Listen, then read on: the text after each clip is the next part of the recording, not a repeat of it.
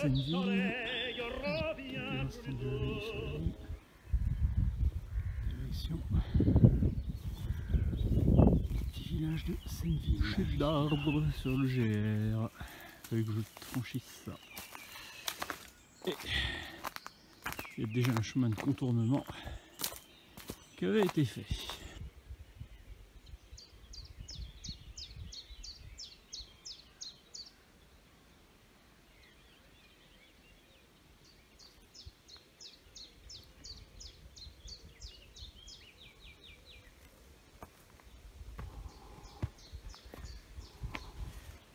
Le GR ne l'a pas fléché, mais il y a un autre espace de bivouac ici. On est à l'écart du GR. GR qui doit descendre juste là, je pense. J'y vais tout doux pour bien savourer ce moment de GR délicieux, mais exigeant. Descendre tout chousse de là au-dessus pour l'instant. Et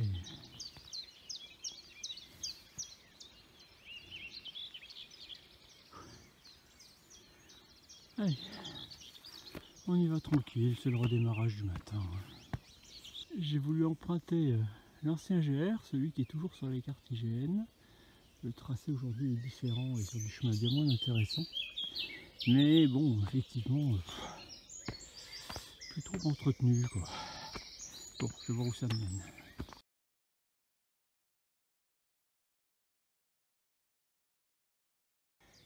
Vous connaissiez les ânes d'escalade?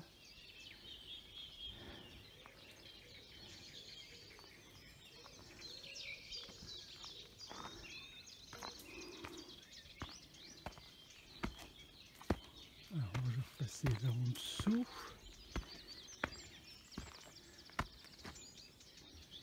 Il y a de quoi faire. Hein,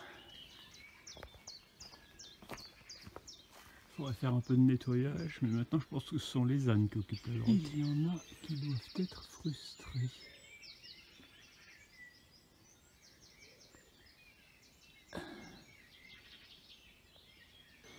Les mêmes, revus d'en haut. Hop, petit chemin arrivé par là. Et on remonte sur le plateau par ici. La sortie des falaises.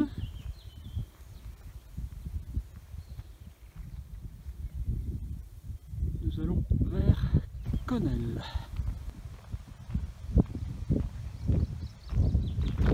Petit raccourci de ma composition.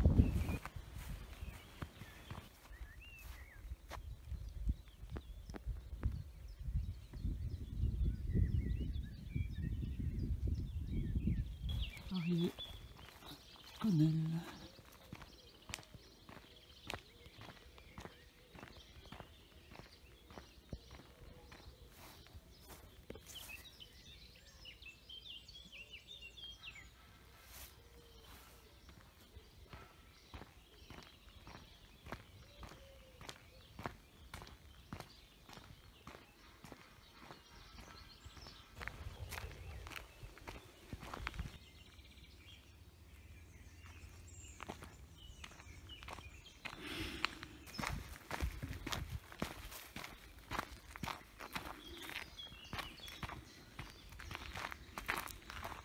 Toute l'orée du bois allongée pour tout là-bas au bout aller enfin retrouver les falaises. Heureusement parfois quand on a un bord de route on a de l'herbe dans laquelle marcher et le cadre est quand même pas désagréable. Le retour sur les coteaux. Alors, descente à la roque et on va remonter à la roquette où on fait du yo-yo sur les coteaux.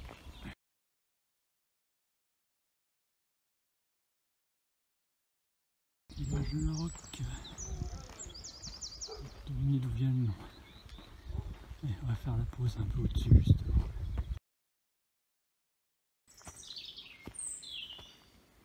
Arrivé à Notre-Dame de Bellegarde. entre la roque en bas et la roquette juste au-dessus de nous. Superbe espace. Pique-nique, bivouac que j'ai jamais tenté, mais il y en a qui doivent faire visiblement.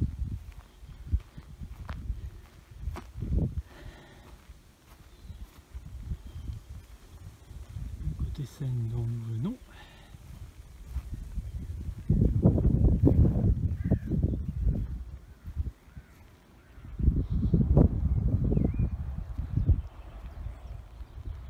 Et celui où nous allons.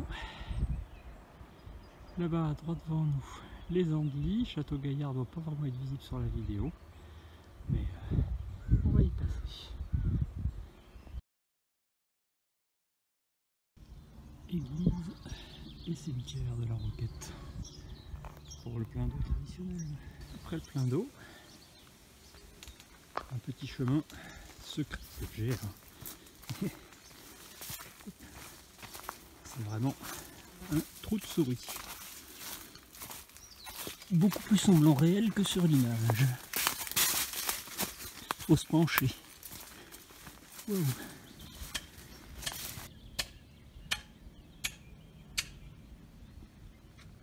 Travail des voies d'escalade. Continue par là. Et c'est toujours aussi beau ici. La première, elle est là.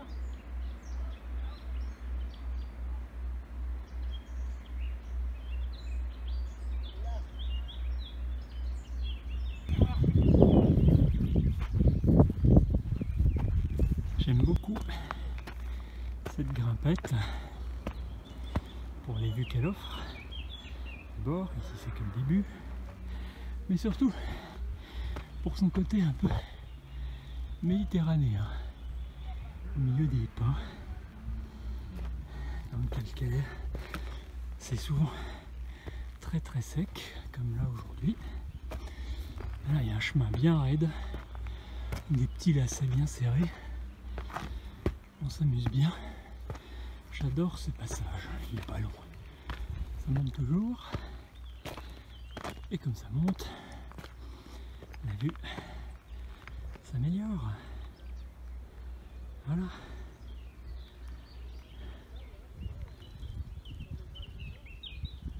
On peut passer sous ces falaises. Et encore.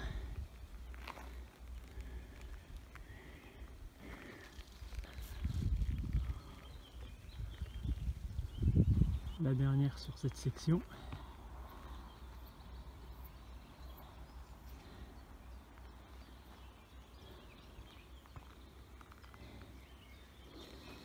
On repasse un tout petit coup en forêt, puis après sur le plat pour aller au village du Thuy.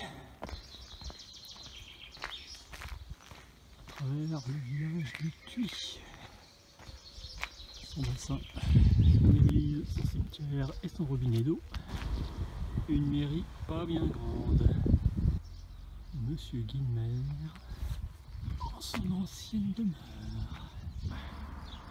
Donc plutôt que de suivre le GR là par la route, un petit bout de sentier, puis après le sentier mais coincé entre les lacets de la route, donc pas terrible, j'ai une variante que je trouve beaucoup plus jolie, bien plus agréable. Alors il faut marcher 200 mètres sur la route ici et après le panneau on tourne à droite et on passe par la fontaine Saint-Martin. Tout qui reste en route. Et là le chemin va nous faire descendre en forêt. Arrivé à la fontaine Saint-Martin. Je vais vous la montrer de plus. C'est un ancien lavoir mais en rénovation perpétuelle. Ça manque de volontaires si ça vous dit. Descendre du Val Saint-Martin, on va remonter une dernière fois en falaise. C'est parti, on remonte. Nouvelle vue. C'est tout à fait le même angle. Vous noterez que Château Gaillard s'est rapproché. C'est pas une vue d'esprit. Nous arrivons dans un de mes endroits préférés dans le secteur. la grotte de l'Ermite.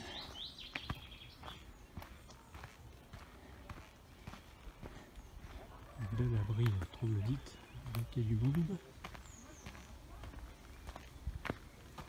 Et un petit promontoire. Est-ce qu'il est occupé? Pas. S'il n'est pas occupé, je crois que je vais faire ma basse. Voilà. Un espace absolument splendide. Toujours en pleine vue sur la Seine. Oh là, à l'ombre, je vais être bien. Oh, je vais être bien. Je prends, je garde. Et là, voilà, les Andelys dominés par Château-Gaillard. On va attaquer la descente finale sur les Andelys. On remontera à Château-Gaillard, on redescendra pour passer le pont et suivre le méandre de la Seine jusqu'à Gaillon. Et de Gaillon, on se traversera pour retrouver le gravier de Gargantua. Je vais vous faire un passage express à Château-Gaillard. Je vous préviens, c'est blindé de monde. Mais bon, on s'échappera par un petit chemin, à mon avis, sur lequel je serai tout seul. Là où tout le monde partage la route avec les voitures en plein cagnard. Ben moi je prends le petit sentier, hein. Pour fou. Je vous avais prévenu, hein. C'était blindé de monde. Prochaine personne.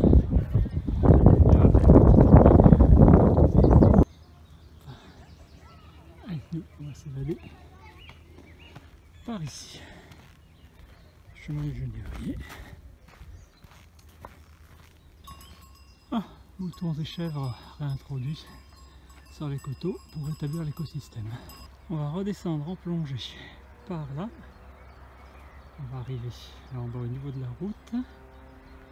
On va aller attraper le pont des Andelys qui est là et longer la Seine et les étangs jusque dans l'angle là-bas au fond où il y a Gaillon, on trouvera Gaillon, on traversera pour rejoindre Port-Mort. Quand je vous ai dit qu'on allait être tout seul par ce petit chemin sur lequel je ne vois jamais personne, évidemment, j'ai croisé toute une petite famille, mais qui s'était plantée de circuit, qui allait se retrouver à redescendre là-dedans alors que leur voiture est tout en haut. Voilà, donc j'ai pu les réaiguiller. Bon, allez, on va retourner sur la Seine et la traverser.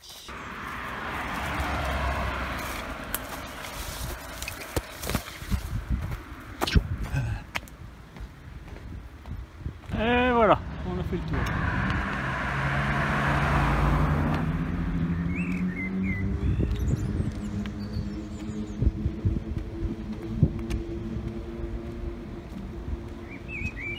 Voilà, on est là.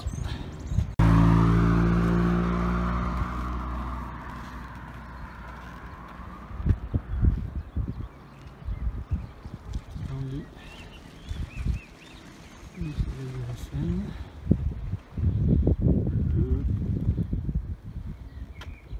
On va continuer là à notre droite et on vient de redescendre de Château-Gaillard. Allez, on poursuit. Château-Gaillard,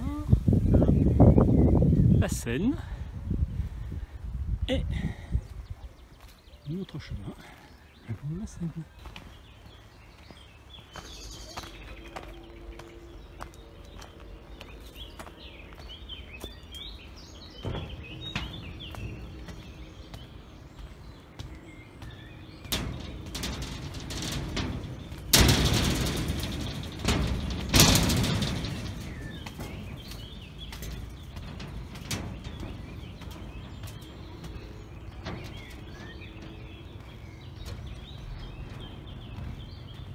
Hop, du côté des étangs et du côté de la Seine. Château. Bienvenue au château de Moulinsart. Un peu élargi, mais tout à fait semblable. À la sortie de Tony. Une longue piste, un peu en sable. C'est un peu désagréable. En plein cagnard avant de rejoindre la forêt là au bout. Après la forêt sera bien ombragée, sera beaucoup plus agréable. De l'ombre. De l'ombre. Ah, ça rafraîchit. Allez, encore 100 mètres pour la vraie forêt. Petite pause. Où ça? Sur un affût de chasse.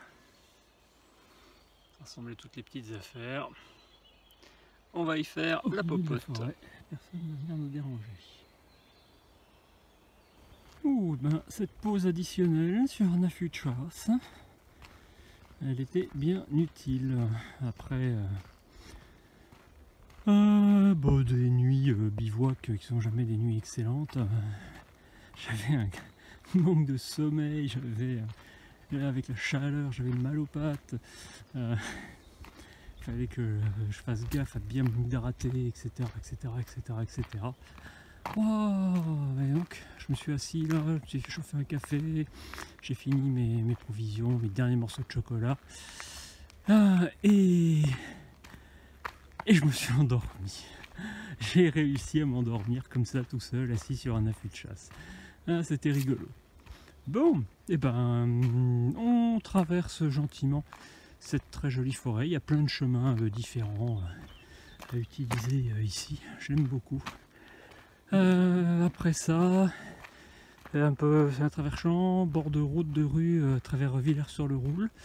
Et puis ensuite un sentier qui rejoint Gaillon et Courcelles-sur-Seine, en bord de Seine, un petit chemin de promenade assez sympa. On traverse la Seine et après il reste plus que une poignée de kilomètres, 4-5, jusqu'à Port-Nord. Sortie de la forêt. C'était bien sous les ombrages. J'y resterai bien encore. Il faut quand même avancer. Bon, ça va être un carnage là. Hein, dans les champs sous le soleil pour passer à Villers-sur-le-Roule là-bas et on redescend sur la Seine qu'on longe jusqu'à dessous, on le croit. Alors le GR2 passe là au fond derrière les maisons pour aller vers Villers-sur-le-Roule là-bas. Pour ma part, je décide de longer le bord de route tant qu'à être au soleil.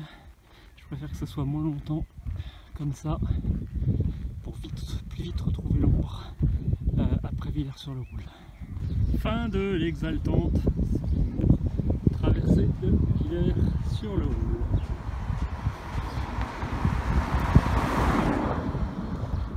Encore un peu de trottoir et là-bas derrière le panneau on a le GR2 qui descend sur la Seine. Vous cherchez des idées de balade? Allez, regardez bien, il y en a plein là. Moi, c'est par là.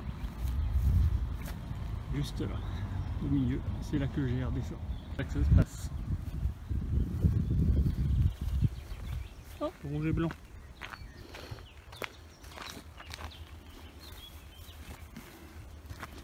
Et surtout, de l'ombre. Ouf, ça fait du bien. On arrive. Retour sur la Seine.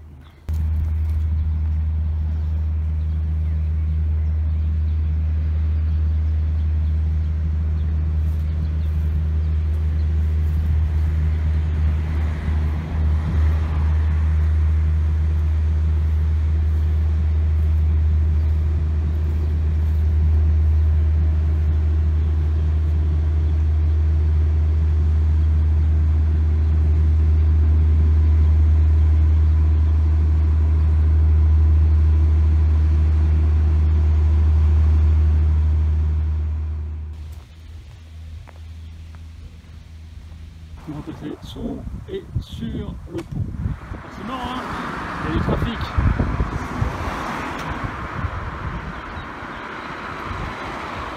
Allez, petit quartier de lune là. Allez, en avant par ici. Il y a deux trajets possibles. Là à droite, le long de la Seine, pour aller rejoindre Port-Mort, qui est à 4 ou 5 km. Un plus près de la Seine, mais que je trouve un peu rasoir. Et un autre un petit peu plus en hauteur par la forêt, que je trouve plus sympa. Forcément, c'est celui-là que je veux. Courcelles-sur-Seine, prochaine étape, Port-Mort.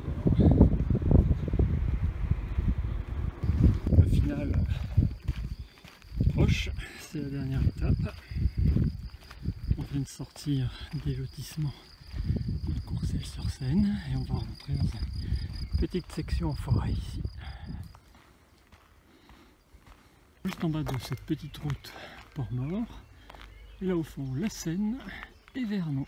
Comme on arrive à Port-Mort, je vais prendre le temps de vous faire un petit tour de découverte de la ville haute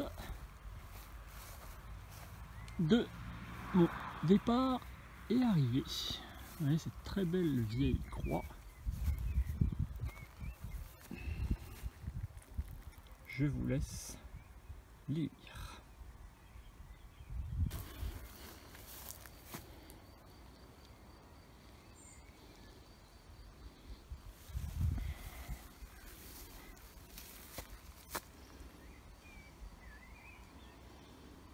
Ah, voilà, donc l'ancien moulin à vent qui domine bien le paysage.